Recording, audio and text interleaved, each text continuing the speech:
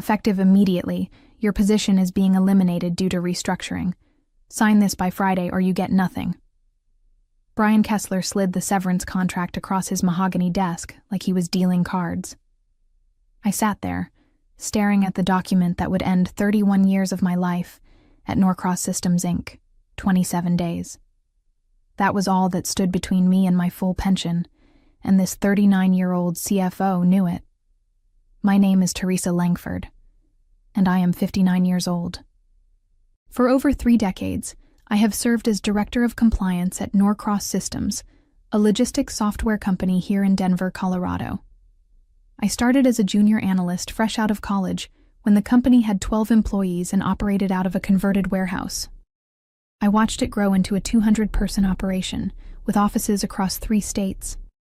I survived 4 mergers, 6 CEOs, and countless rounds of strategic realignments. Through it all, I maintained our regulatory standards, kept us out of legal trouble, and earned the respect of everyone who mattered.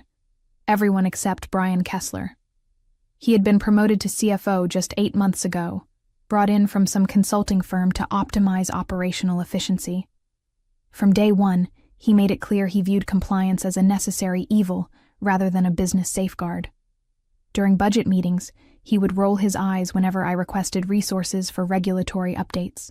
He questioned every expenditure, every training session, every consultant fee that kept us ahead of industry changes.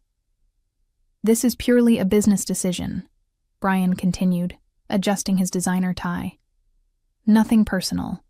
The board needs to see immediate cost reductions, and frankly, compliance can be handled by our legal department going forward." I nodded calmly, though my heart was pounding. "I understand." "Good. I appreciate your professionalism about this." He seemed relieved that I wasn't fighting back. "The severance package is quite generous considering the circumstances. 12 weeks of pay plus your accrued vacation time. 12 weeks versus the full pension I had earned through 31 years of dedicated service."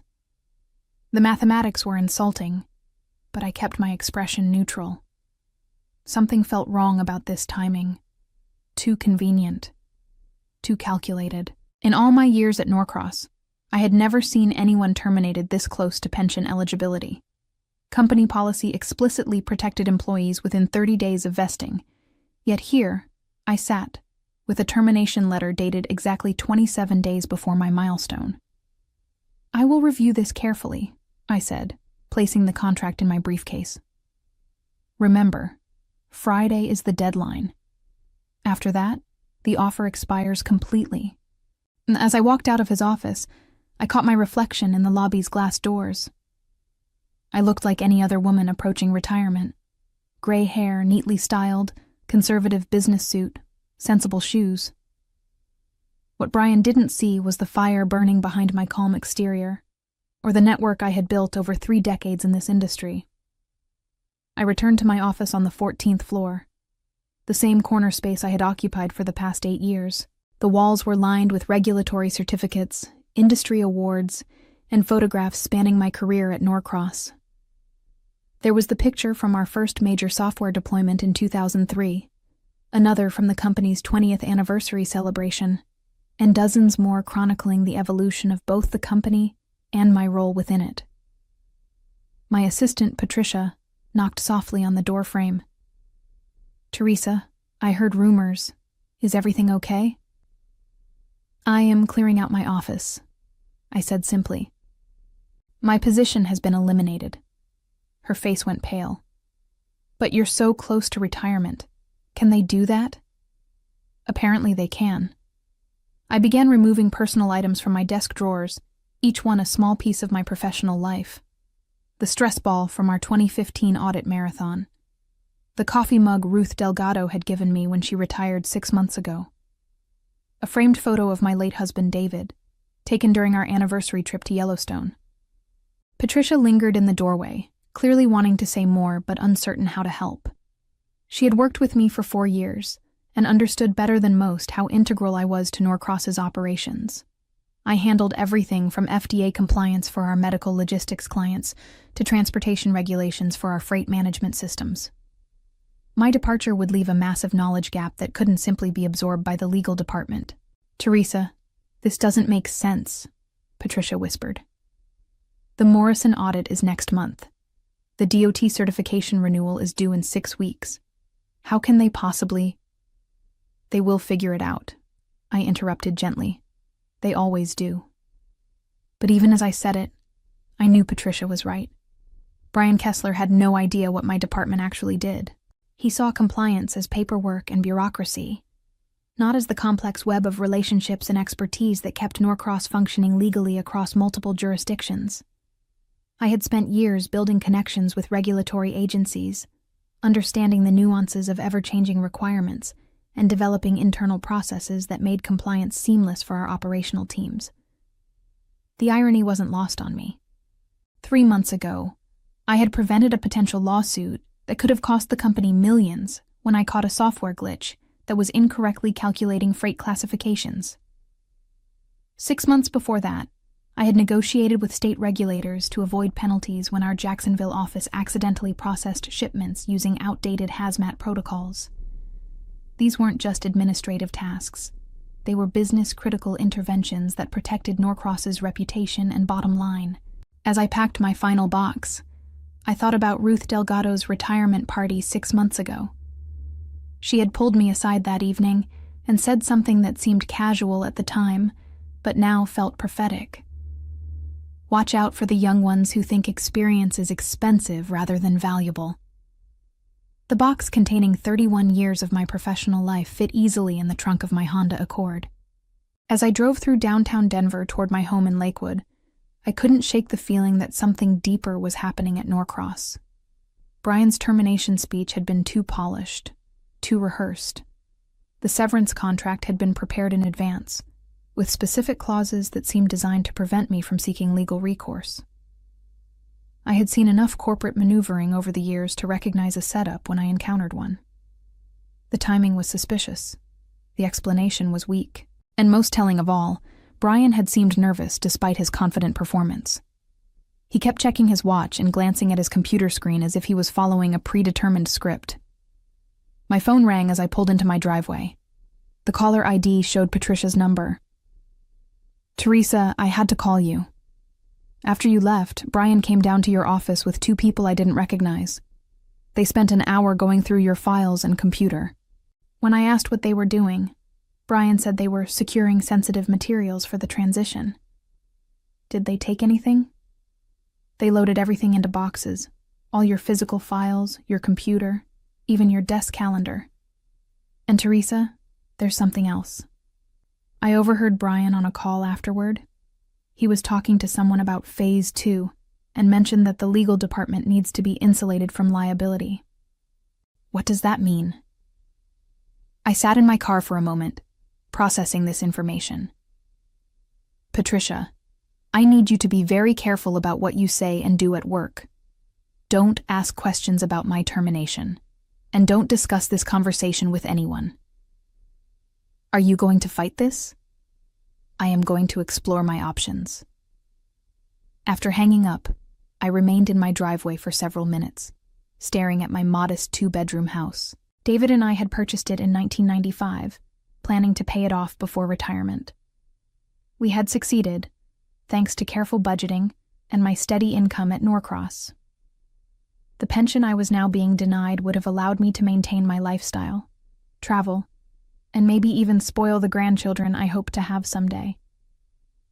Instead, I was facing an uncertain financial future with only a minimal severance package to bridge the gap until I could find new employment. At 59, starting over in a new company would be challenging, especially in a field where younger candidates often seemed preferred, despite lacking the depth of experience I possessed. But as I finally got out of the car and walked toward my front door, I felt something unexpected. Clarity. For the first time in months, I wasn't worried about quarterly compliance reports or regulatory deadlines. I wasn't concerned about managing Brian's unrealistic expectations or justifying my department's value to people who fundamentally misunderstood its importance. I was free to focus entirely on one thing, ensuring that Brian Kessler's calculated cruelty would cost him far more than he had ever imagined. That evening, I sat at my kitchen table with the severance contract spread before me, studying every clause and provision with the same attention to detail I had applied to regulatory documents for 3 decades. The more I read, the more convinced I became that this termination was part of a larger strategy. The contract included unusually restrictive non-disclosure agreements, broad non-compete clauses, and language that would prevent me from discussing my departure with current or former Norcross employees. Most troubling was a section requiring me to acknowledge that my termination was performance-based, rather than part of a reduction in force. This was clearly false. My last performance review had been exemplary, and I had never received any disciplinary actions or warnings about my work quality. The contract was designed to protect Norcross from wrongful termination claims, while painting my departure as justified. I decided to call Ruth Delgado. Ruth had been my mentor and closest friend at Norcross for over 15 years before retiring as HR director 6 months ago. If anyone could help me understand what was happening, it would be her. Teresa, how wonderful to hear from you. How are things at the office? Ruth's voice was warm and familiar, a comforting reminder of better times at Norcross. Actually, Ruth, I was terminated today. Brian Kessler eliminated my position, 27 days before my pension vests. The silence on the other end of the line stretched for several seconds. When Ruth finally spoke, her voice had changed completely. 27 days? Teresa, that's not a coincidence, that's deliberate. What do you mean? I mean, I've seen this exact scenario before, at my previous company before I joined Norcross. It's called pension dumping, deliberately terminating employees just before they qualify for full benefits. It saved my old company millions in pension obligations until we took them to court. Ruth's revelation hit me like a physical blow. Are you saying this was planned? I'm saying the timing is too convenient to ignore. Think about it, Teresa. You're one of the most expensive employees on their books in terms of future pension liability. Your 31 years of service translates to a significant monthly payment for the rest of your life. From an actuarial standpoint, preventing your pension from vesting could save them hundreds of thousands of dollars. I felt my anger building as the implications became clear. But surely there are laws against this kind of thing. There are, but they're complex, and companies think they can get away with it if they structure the termination carefully. The fact that they're calling it a departmental consolidation rather than a layoff is part of the strategy. It makes it harder to prove age discrimination or pension manipulation. Ruth, I need to ask you something. Do you still have access to any of your old HR files from Norcross? I shouldn't, but... She paused. When I retired, I kept copies of certain documents for my own protection. Employment contracts, policy changes, executive communications. Things that might be relevant if anyone ever questioned decisions I had made during my tenure.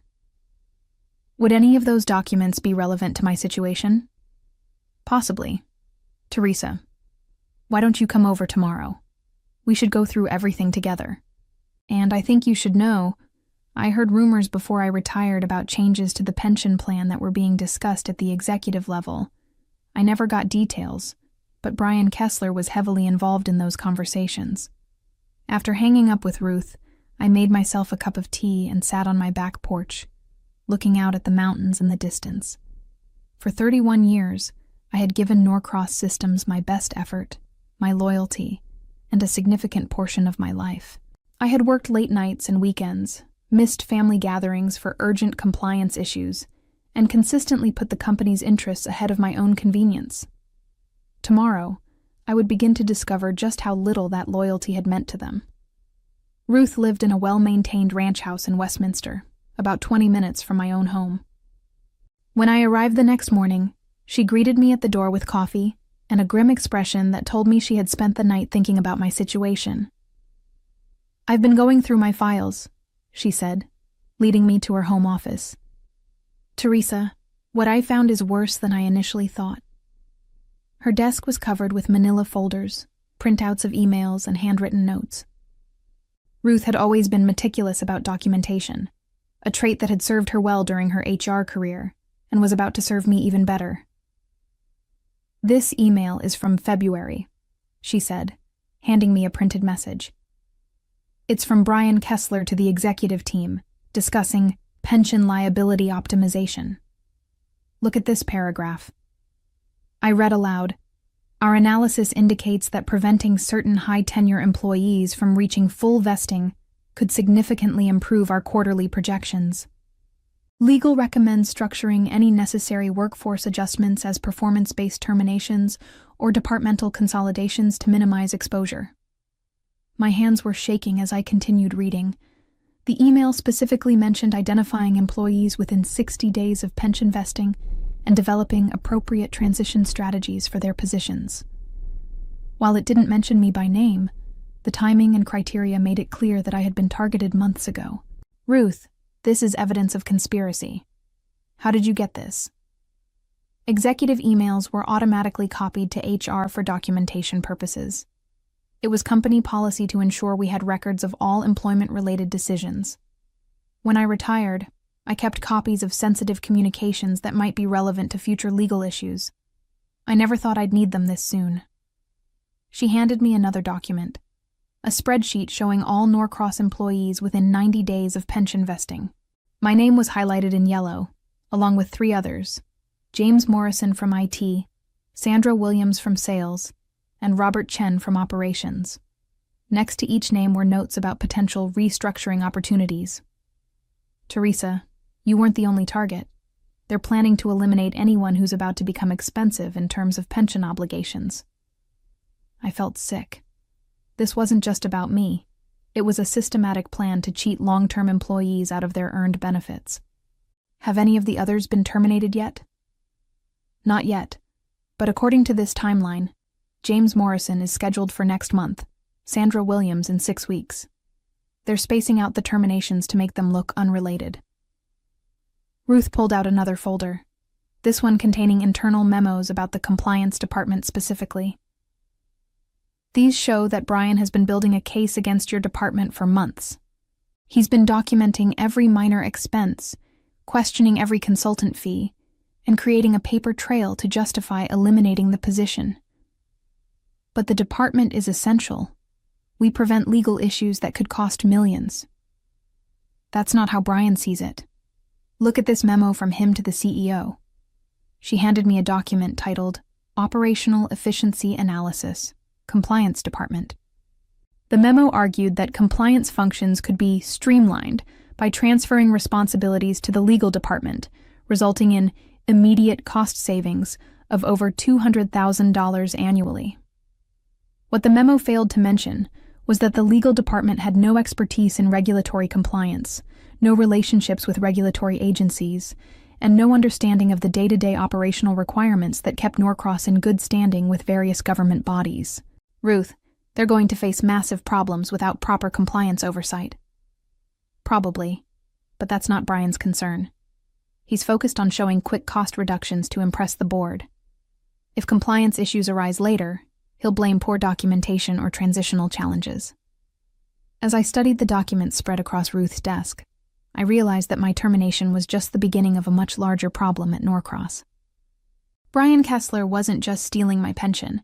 He was systematically dismantling the institutional knowledge and experience that had made the company successful for over 3 decades.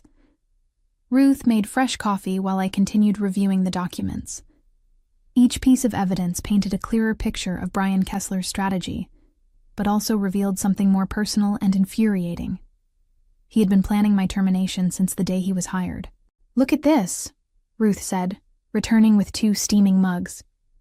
She placed another email in front of me, dated from Brian's 2nd week at Norcross. He was asking about pension liabilities before he even learned how our compliance systems worked. The email was addressed to the company's benefits administrator and included detailed questions about pension vesting schedules, early retirement options, and the financial impact of employee separations on the pension fund. He had specifically requested a list of all employees approaching full vesting, their projected pension costs, and any legal precedents for employment changes affecting pension eligibility. "This proves premeditation," I said. "He wasn't eliminating my position because of budget concerns. He was looking for ways to avoid paying my pension from the moment he arrived." There's more. Ruth opened another folder.